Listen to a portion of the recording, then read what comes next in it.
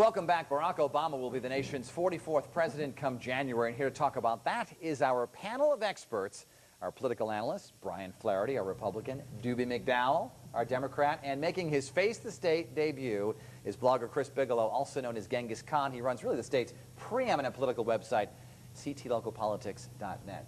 Chris, thanks for being with us. Doobie and Brian, nice to see you again. So we just heard from Richard Blumenthal, who every Democrat in the state wants to know what he is doing. I'll begin with Doobie. What do you think he does in his future? Well, let me just say, I think I felt like it was 1994 and 1998.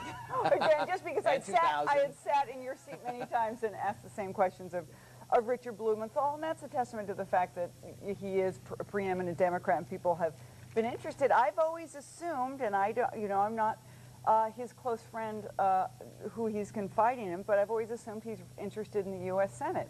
And we're in a situation now where there's a Senate race in 2010 and 2012. We can go into the details of those later, but I assume that Richard Blumenthal is waiting to see whether one of those two seats opens up. Chris, what do you think? What's your take on it? I agree, especially when he was asked whether or not which candidates he thought would be best for the Senate. He said, well, I hope that one of them would be me. That suggests to me, and he's never really said anything like that about the governor's race, about being governor before that I can recall. So I think that he is a bit more interested, certainly, in the Senate seat. And I agree with you. I think he's going to wait and see if that opens up. Brian? Oh, he's so good. I mean, we sat here and listened, you thrust, parry, and this is a man who is not shy, who is not indecisive, if you've seen any time when he's gone to bat for the people of this state. So it sounds very much like this is a man who'll make up his mind and his decisions on his own time.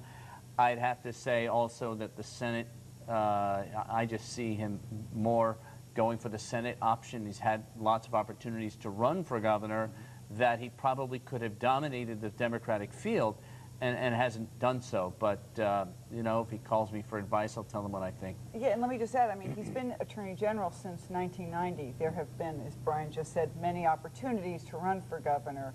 And if somebody really wanted the job, they would have gone for one of those other opportunities. Now, I asked him about Dodd's seat, of course, which is, was up in 2010. But, I mean, let's assume that the senator runs for re-election and wins it.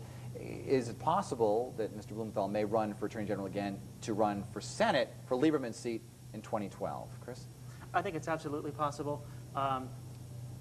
Yeah, I don't know, though. I mean, another 4 years as Attorney General, I know that he has been talking about how this is kind of a transitional moment, that he might want to see things change a little bit. But I think it's absolutely possible that he might want to hang on until Lieberman goes in 2012. And it's hard for me to see Lieberman sticking around in 2012, running again.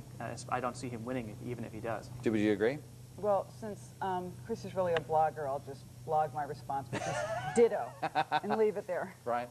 The plate tectonics of Connecticut politics are going to shift now like never before. Suddenly people are imagining Chris Dodd maybe not being in the Senate, Joe Lieberman not being in the Senate beyond much more time. And I have to think on both sides of the aisle, but certainly the Democratic Party has had more people stacked up, ready to go in other positions that now everyone's probably working the phones or should be pretty soon.